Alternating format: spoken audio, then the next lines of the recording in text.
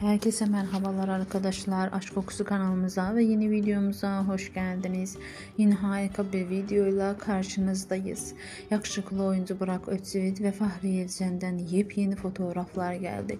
Yeni gelen kareleri sizlerle paylaşıyoruz. Siz de kanalımıza abone olmayı, videomuzu beğenmeyi, bize destek olmayı unutmayın.